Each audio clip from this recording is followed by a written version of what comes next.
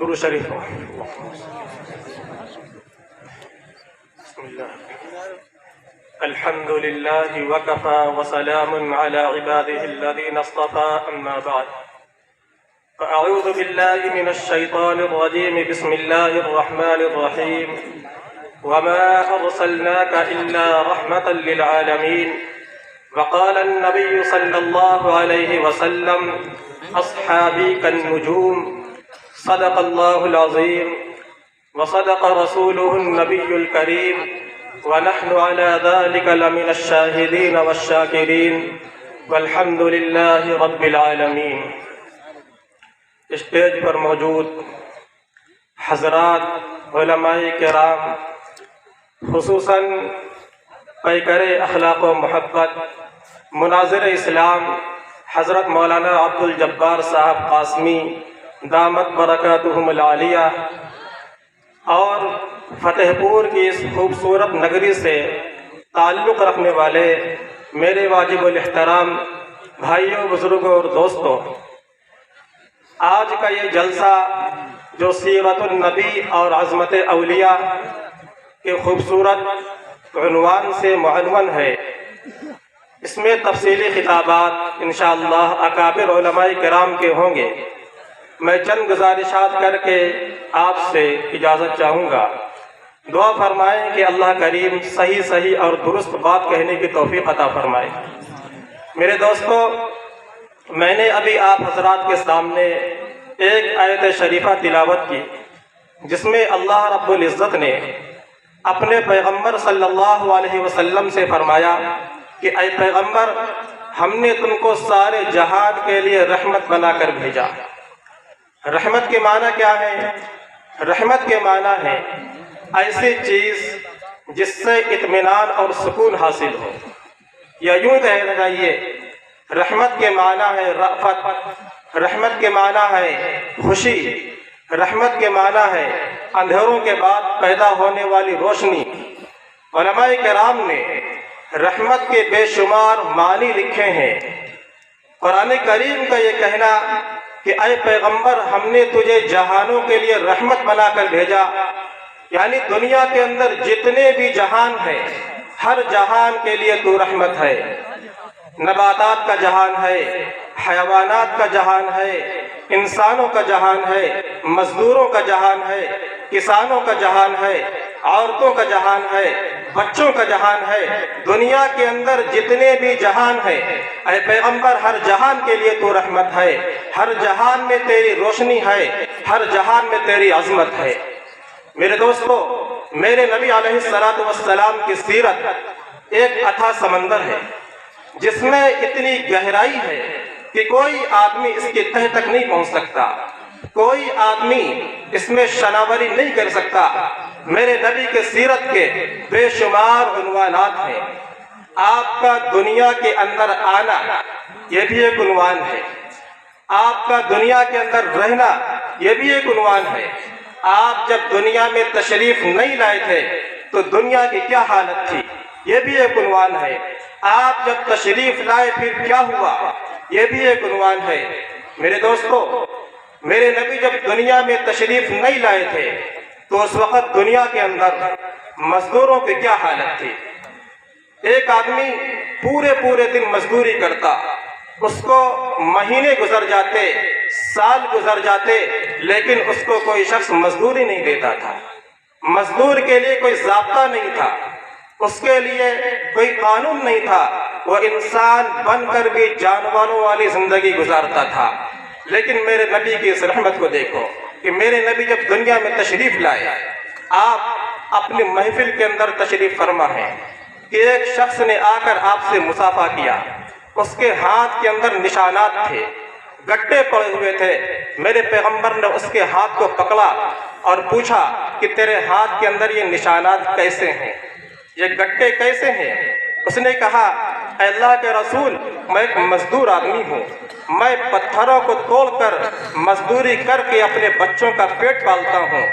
میرے پیغمبر نے فرمایا، لوگوں سنو، سب سے بہتر کمائی کسی مزدور کی ہوتی ہے، اور یہ کہہ کر آپ نے ارشاد فرمایا کہ لوگوں مزدور کا پسینہ خشک ہونے سے پہلے اس کی مزدوری ادا کر دو۔ میرے دوستو یہ اعلان کرنے والا سب سے پہلے رحمت للعالمین ہے۔ میرے نبی جب دنیا کے اندر تشریف نہیں لائے تھے تو یتیموں کی کیا حالت تھی؟ لوگ یتیموں کے حقوق غصب کرتے، یتیموں کا کوئی حق نہیں دیتا تھا، یتیم ایک مظلوم اور بے سہارا تھا۔ لیکن میرے نبی کی اس رحمت کو دیکھو، وہ نبی جس نے خود بچپن کے اندر دوہری بلکہ تہری یتیموں کی منزلیں کاٹی ہوں کہ باپ کی تو شکل ہی نہیں دیکھی۔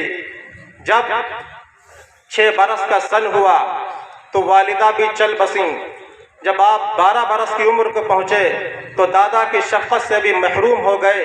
لیکن میرے نبی جب درجہ کمال کو پہنچے تو آپ نے یتیموں کے حقوق اور اس کے فضائل بیان کرتے ہوئے فرمایا کہ جو شخص کسی یتیم کے سر کے اوپر شفقت سے ہاتھ رکھے گا تو اس ہاتھ کے نیچے جتنی بھی نیکیاں جتنے بھی بال آئیں گے، ہر بال کے صدقے اس کو ایک نیکی ملے گی۔ میرے دوستو انسان کے سر میں کتنے بال ہوتے ہیں کوئی گن نہیں سکتا۔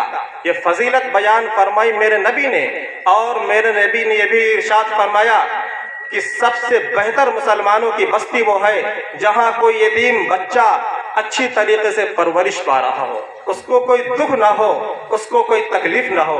میرے دوستو میرا پیغمبر تو جانوروں کے لیے بھی رحمت ہے کہ میرا پیغمبر دربار کے اندر تشریف فرما ہے کہ ایک اونٹ نے آپ کی چوکھٹ کے آگے اپنا سر رکھ دیا، اس کی آنکھوں سے آنسو جاری تھے۔ صحابہ کرام نے پوچھا، اے اللہ کے رسول یہ اونٹ کیا کہتا ہے؟ آپ نے فرمایا یہ اونٹ اپنے مالک کی شکایت کر رہا ہے، یہ کہہ رہا ہے کہ میرا مالک مجھے چارہ تھوڑا دیتا ہے، کام زیادہ لیتا ہے۔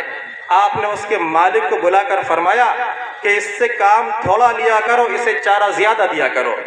میرے دوستو میرا نبی عورتوں کے لیے بھی رحمت ہے کہ میرا نبی جب اس دنیا میں تشریف نہیں لایا تھا تو اس وقت عورتوں کی کیا حالت تھی؟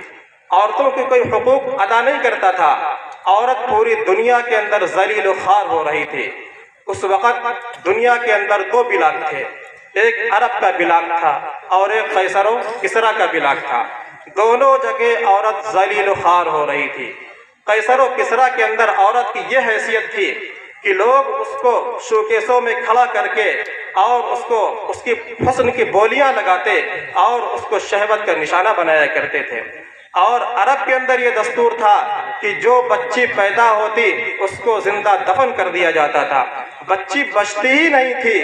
اور اس رسم کے تمام قبیلے شکار تھے، تمام قبیلوں کے اندر یہ رواج جاری تھا کہ اور بچی پیدا ہوتی اس کو زندہ دفن کر دیا جاتا تھا۔ لیکن میرے نبی علیہ السلام نے عورتوں کی 4 حیثیتیں متعین فرما دیں۔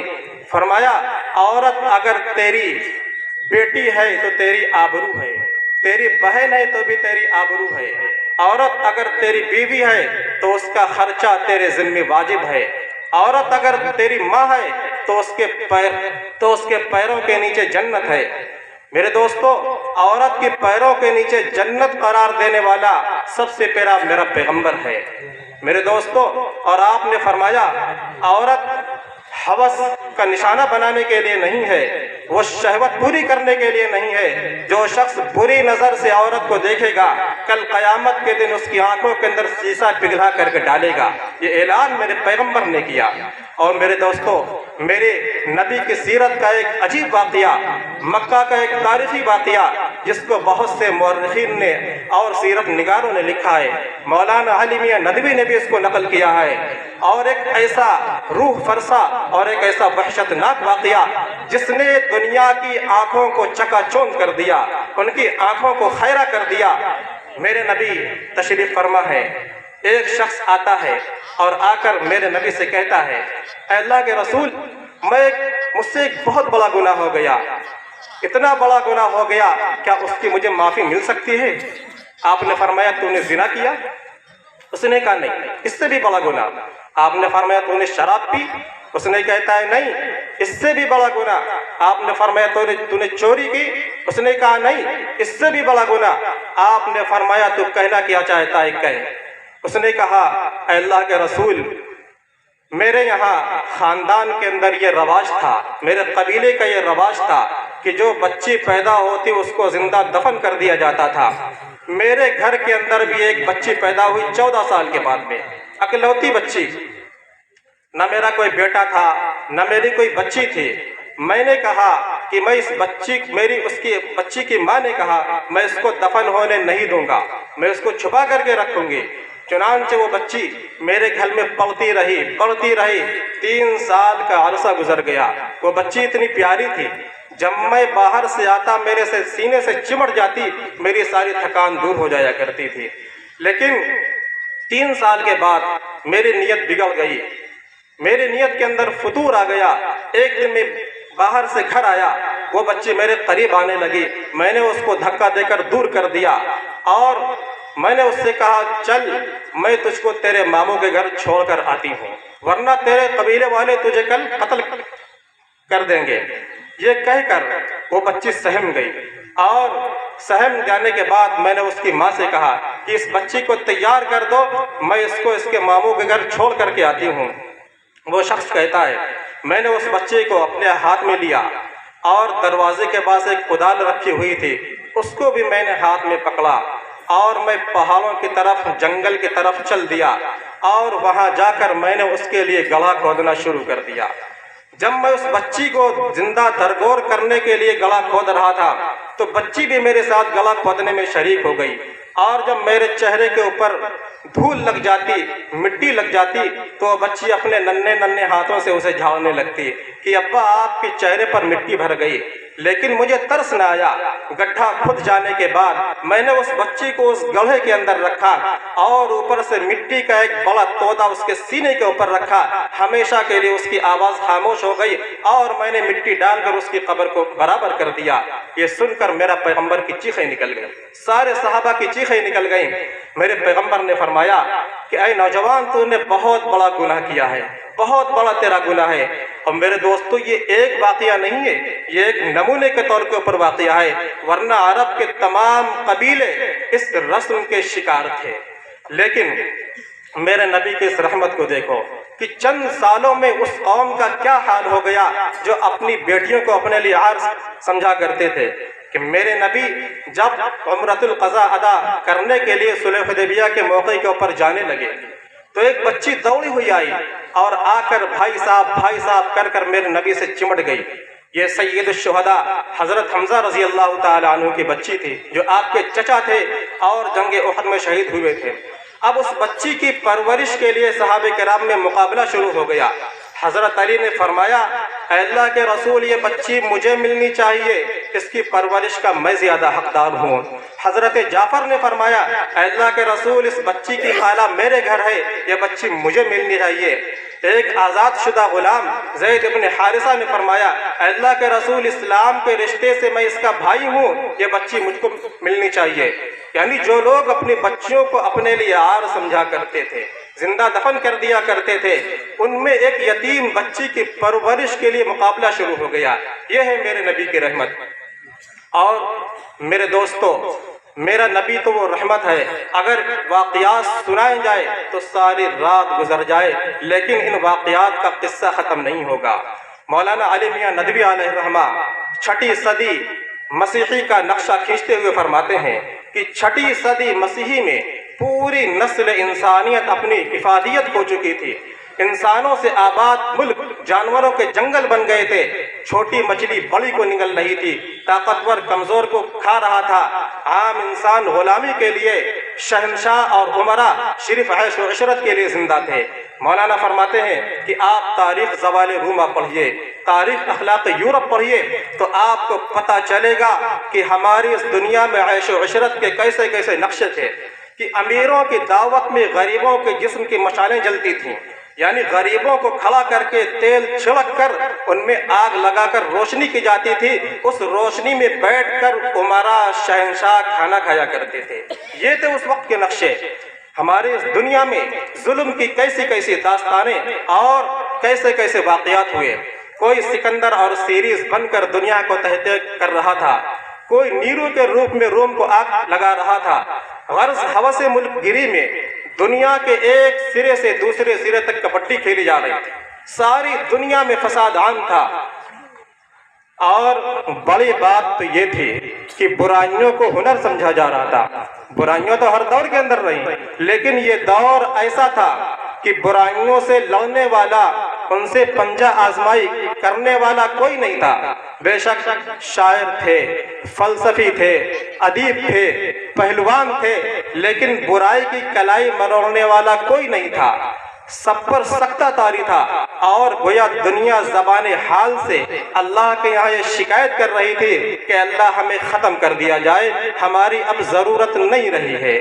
ایسے موقع کے اوپر اللہ تبارک و تعالیٰ نے میرے پیغمبر کو بھیجا اور فرمایا وَمَا أَرْسَلْنَاكَ إِلَّا رَحْمَةً لِلْعَالَمِينَ کہ اے پیغمبر ہم نے تجھے سارے جہانوں کے لیے رحمت بنا کر کے بھیجا ہے۔ اور میرے دوستو، میں بات کو مختصر کروں، میرے نبی کا ہر صحابی میرے نبی کی رحمت ہے۔ میرے نبی کا ہر صحابی میرے نبی کا ایک مستقل معجزہ ہے۔ اور صحابی کسے کہتے ہیں؟ صحابی اسے کہتے ہیں جس نے ایمان کی حالت میں میرے نبی کی صحبت اپنائی ہو، اختیار کی ہو، اس کو صحابی کہتے ہیں۔ صحابی صحبت سے بنا ہے، اور آپ جانتے ہیں صحبت کی تاثیر یقینی ہے۔ اگر آپ صندوق کے اندر گلاب کے پھولوں کو بھر دیں اور ایک ہفتے کے بعد اس کو کھولیں تو کپڑوں سے گلاب کی خوشبو کی مہک آئے گی۔ حالانکہ یہ خود کپڑا گلاب نہیں تھا، لیکن گلاب کی صحبت میں رہنے کی وجہ سے یہ خوبی اس کے اندر بھی پیدا ہو گئی۔ آپ جب گرم کپڑے صندوق کے اندر رکھتے ہیں تو اس میں فرنیل کی گولیاں ڈال دیتے ہیں تاکہ اس میں کیڑا نہ لگے، لیکن جب آپ صندوق کھولتے ہیں تو اس میں سے بھی فرنیل کی بو آتی ہے۔ کیوں؟ اس لیے کہ صحبت میں رہنے کی وجہ سے یہ خصوصیت اس کے اندر آ گئی۔ آپ آگ کے بھٹی کے اندر لوہے کو ڈال دیں، 10 منٹ کے بعد نکلے اس کی شکل بھی بدل جائے گی، ہر چیز اس کی بدل جائے گی، اس میں روشنی بھی ہے، اس میں گرمی بھی ہے۔ اگر آپ اس کو چھپر کے اندر ڈال دیں تو 2 منٹ کے اندر آپ کا سارا گھر پھونک دے گا۔ میرے دوستو، یہ کیوں ہوا؟ اس لیے کہ صحبت میں رہنے کی وجہ سے یہ تاثیر اس کے اندر آ گئی۔ اس پر آپ کو ایک واقعہ سناؤں۔ خواجہ بختیار کاکی، خواجہ باقی باللہ علیہ رحمہ، ایک بہت بڑے اولیاء اللہ میں سے گزرے ہیں۔ دہلی کے اندر ان کا مزار ہے۔ ایک مرتبہ ان کے یہاں اچانک مہمان آ گئے۔ حضرت کے یہاں 2 روز سے فاقہ تھا، کچھ کھانے کو نہیں تھا۔ حضرت پریشان کہ مہمانوں کی ضیافت کہاں سے کروں۔ اس بے قراری میں کبھی اندر جاتے، کبھی باہر آتے، کبھی اندر جاتے، کبھی باہر آتے۔ ایک بھٹیارہ جو حضرت کا مرید بھی تھا، اس کے سامنے دکان تھی۔ بھٹیارہ اس کو بولتے ہیں جو ہوٹل کرتا ہے، آج کل اس کو بولتے تھے ہوٹل مالک، پہلے اس کو بولا کرتے تھے بھٹیارہ۔ اس بھٹیارے کی دکان تھی۔ وہ سمجھ گیا کہ حضرت مہمانوں کی آمد کی وجہ سے پریشان ہیں، ان کے یہاں کھانے کو کچھ نہیں ہے۔ وہ اپنے دکان پہ گیا، اس نے گرم گرم شوربہ اور گرم گرم تندوری روٹیاں نکالی اور دسترخوان تیار کر کے حضرت کو پیش کیا کہ اس سے ضیافت کیجیے۔ حضرت کا چہرہ کھل اٹھا، بہت خوش ہوئے اور فرمایا آج تو نے میرا دل ٹھنڈا کر دیا ہے، مانگ جو مانگتا ہے آج تجھ کو ملے گا۔ اب بھٹیارہ کہنے لگا حضرت مجھ کو اپنا جیسا بنا دو بس۔ اب یہ بہت بڑی فرمائش ہے۔ وہ یہ کہتا حضرت دعا کر دو میں نیک بن جاؤں، دعا کر دو مجھ کو جنت مل جائے، کیونکہ یہ تحمل اس کے اندر نہیں کہ اچانک ساری صلاحیتیں اس کے اندر آ جائیں۔ تو حضرت نے فرمایا کچھ اور مانگ لو۔ اس نے اصرار کیا نہیں، میرے منہ سے نکل گیا مجھے اپنا جیسا بنا دو۔ اب حضرت نے بھی وعدہ کر لیا کہ مانگ کیا مانگتا ہے۔ جب وہ نہیں مانگا، حضرت نے فرمایا بسم اللہ اٹھ کھڑا ہو میرے ساتھ چل۔ اس کو اپنے حجرہ شریف کے اندر لے گئے، اندر سے کنڈی ڈالی اور اس پر روحانی تصرف کرنا شروع کیا۔ اپنی پوری توجہ اس کے اوپر مبذول کر دی اور سارے کمالات باطنی اس کے اندر بھر دیے۔ 10 منٹ کے بعد جب حجرے سے باہر تشریف لائے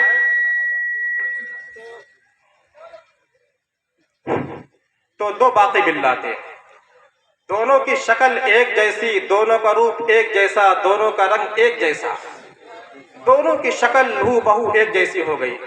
تو لوگوں نے کس طرح پہچانا اس طرح، ایک خواجہ باقی باللہ تو بالکل تندرست اور صحیح سلامت تھے، پوری قوت اور متانت سے چلے آ رہے ہیں، اور ایک باقی باللہ اس حال میں ہے کہ بدن کے اوپر لرزہ طاری ہے، تھر تھرا رہے ہیں، کانپ رہے ہیں، جیسے بوجھ کی وجہ سے لرزہ ان کے اوپر طاری ہے۔ اس سے لوگوں نے پہچانا یہ باقی باللہ ہیں اور یہ بھٹیالہ ہے، یعنی 10 منٹ کی صحبت کی وجہ سے اس کا پورا روپ ہی بدل گیا۔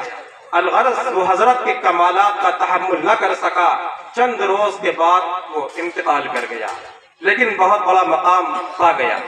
میرے دوستو اب بتاؤ، جب 10 منٹ کی صحبت سے بھٹیالہ دوسرا باقی باللہ بن گیا، جو صحابہ ہر وقت پیغمبر کی صحبت میں رہتے ان کا عالم کیا ہوگا؟ ان کا عالم کیا ہوگا؟ جبکہ خواجہ باقی باللہ پیغمبر کے غلاموں کے غلاموں کے غلام ہیں، اور حضور علیہ السلام کی صحبت میں اللہ تبارک و تعالیٰ نے یہ تاثیر رکھی تھی کہ ایک آدمی آپ کے پاس آتا تو کافر بھی ہے، مشرک بھی ہے، بدکار بھی ہے، مہا پاپی ہے، لیکن جیسے ہی آپ کے ہاتھ میں ہاتھ دیتا وہ عالم بھی ہے، وہ درویش بھی ہے، وہ بہت بڑا عابد بھی ہے، وہ زاہد بھی ہے، وہ متقی بھی ہے۔ سیدنا حضرت عمر فاروق رضی اللہ تعالی عنہ کا واقعہ سنا ہے کہ آپ کفر کے اندر کس قدر بڑے ہوئے تھے، لیکن جو ہی آپ کے ہاتھ میں ہاتھ دیا، یہ وہ زمانہ تھا کہ کل 13 آدمی مسلمان ہوئے تھے، دار ارقم میں چھپ کر نماز ہوتی تھی۔ حضرت عمر فاروق رضی اللہ تعالی عنہ نے جیسے ہی اسلام قبول کیا، فرمایا اللہ کے رسول کی ہم حق پر نہیں؟ آپ نے فرمایا کیوں نہیں؟ فرمانے لگے پھر نماز ببانگ دوہل ہوگی، چھپنے کی ضرورت نہیں۔ آپ نے فرمایا چلو چلتے ہیں۔ مسجد حرام میں تشریف لے گئے، پیغمبر آگے آگے ہیں، عمر فاروق پیچھے پیچھے ہیں۔ مسجد حرام میں تشریف لے گئے، مشرکین کی مجلسیں جمی ہوئی تھی، عمر فاروق جری آدمی، آپ نے ببانگ دوہل اعلان کر کے فرمایا سنو، جو جانتا ہے وہ جانتا ہے، جو نہیں جانتا وہ جان لے، میں عمر ہوں اور میں مسلمان ہوتا ہوں، اشہد ان لا الہ الا اللہ و اشہد ان محمدا عبدہ و رسولہ۔ اتنا سننا تھا کہ سارے کافر آپ کو مالنے کے اوپر پل پڑے۔ حضرت عمر فاروق نے بھی آستینیں کھینچی اور خوب مار پٹائی ہوئی۔ تو میرے دوستو آپ دیکھیں، کہاں تو کفر کے اندر بڑھے ہوئے تھے، لیکن آپ کی صحبت بابرکت میں آتے ہی ایمانی پاور کتنا آپ کا بڑھ گیا۔ میرے دوستو اسی لیے اہل سنت والجماعت کا عقیدہ ہے الصحابۃ کلہم عدول، کہ صدیق اکبر سے لے کر حضرت وحشی تک سارے صحابہ متقی، پاک باز، متقن، عادل ہیں، ان کے اوپر کوئی حرف نہیں آ سکتا۔ ایک مرتبہ حضرت حسن بصری رحمت اللہ علیہ سے کسی نے پوچھا حضرت بتائیں امیر معاویہ افضل ہیں یا عمر بن عبدالعزیز افضل ہیں؟ حضرت عمر بن عبدالعزیز تابعی ہیں، انہوں نے 2.5 سال خلافت کے فرائض انجام دیے، اور حضرت امیر معاویہ کا دور حکومت 19 سال ہے، 19.5 سال، لیکن اس میں کچھ آپسی اور اجتہادی اختلافات ہو گئے، جن کو علماء امت مشاجرات صحابہ سے تعبیر کرتے ہیں۔ مشاجرات کے معنی آتے ہیں درختوں کی شاخوں کا ایک دوسرے میں گھس جانا۔ درختوں کی شاخیں جب ایک دوسرے میں گھس جاتی ہیں تو یہ منظر خوبصورت معلوم ہوتا ہے، تو اسی لیے علماء نے احتیاط کی اور اس کو مشاجرات صحابہ سے تعبیر کیا۔ تو اس نے پوچھا بتائیے عمر بن عبدالعزیز افضل ہیں کہ امیر معاویہ افضل ہیں؟ عمر بن عبدالعزیز تابعی ہیں لیکن صحابی نہیں ہیں، لیکن اتنے درجے کے عادل، متقی، پاک باز اور پارسا تھے کہ ان کو علماء نے خلیفہ راشد کے اندر شمار کیا ہے، خلیفہ خامس شمار ہوتے ہیں، اور پہلے 1000 سال کے آپ مجدد بھی ہیں، اور عدل و انصاف کے ساتھ ساتھ میں روزانہ 300 نوافلیں بھی ان سے ثابت ہیں۔ 2 طرح کے مجدد ہوتے ہیں، ایک مجدد تو وہ ہوتا ہے جو 100 سال کے بعد پیدا ہوتا ہے، صدی کے اخیر میں پیدا ہوتا ہے، صدی کے شروعات میں اس کے تجدیدی کارنامے ظاہر ہوتے ہیں، اور ایک مجدد وہ ہوتا ہے جو 1000 سال میں پیدا ہوتا ہے۔ اس 1400 سال کے اندر 1000 سال ابھی مجدد صرف 2 ہوئے ہیں۔ پہلے 1000 سال کے مجدد عمر بن عبدالعزیز ہیں، اور دوسرے 1000 سال کے مجدد الفسانی سرہندی علیہ الرحمہ ہیں۔ تو اتنے عمر بن عبدالعزیز کی شخصیت کو اگر دیکھا جائے تو ایک مستقل موضوع ہے۔ تو اس نے سوال کیا حضرت بتائیں عمر بن عبدالعزیز افضل ہیں کہ حضرت امیر معاویہ افضل ہیں؟ اب سنیے غور سے جواب، یہ فتنوں کا دور چل رہا ہے، یہ جواب ذرا غور سے سنیے۔ حضرت حسن بصری علیہ الرحمہ سنبھل کر بیٹھ گئے. فرمایا پوچھو کیا پوچھتے ہو, یہ سوال کرتے ہو؟ فرمانے لگے سنو, حضرت امیر معاویہ اپنی گھوڑے کے اوپر سوار ہوں اور گھوڑے کے دوڑنے کی وجہ سے گھوڑے کی ناک کے اوپر تھوڑا سا پانی آ جائے, اس پانی کے اوپر تھوڑی سی دھول بیٹھ جائے, یہ دھول عمر بن عبدالعزیز سے 1000 درجہ افضل ہے. آپ ذرا اندازہ کریں کہ صحابہ کرام کا مقام و مرتبہ کیا ہے. اس لیے کہ صحابہ کرام رضی اللہ تعالی عنہم حضور علیہ السلام کے شاگرد ہیں. انہوں نے جو کچھ حضور سے سیکھا براہ راست سیکھا, درمیان میں کوئی واسطہ نہیں. اور آپ جانتے ہیں کہ جو پانی چشمے کے شروع میں ہوتا ہے وہ سب سے زیادہ نتھرا اور صاف ہوتا ہے. اسی لیے صحابہ کرام رضی اللہ تعالی عنہم امت کا سرمایہ ہے. اگر صحابہ کرام کو بیچ سے ہٹا دیا جائے, نہ قرآن رہے گا, نہ حدیث رہے گی, اور تو اور چھوڑو, جیسا تیسا بھی ہمارے آپ کے پاس ایمان ہے, یہ ایمان میں باقی نہیں رہے گا. میرے دوستو, اللہ تعالی عمل کی توفیق عطا فرمائے. بات لمبی بہت خوب, بلا کسی گزارش کرتے ہیں اپنے شاعر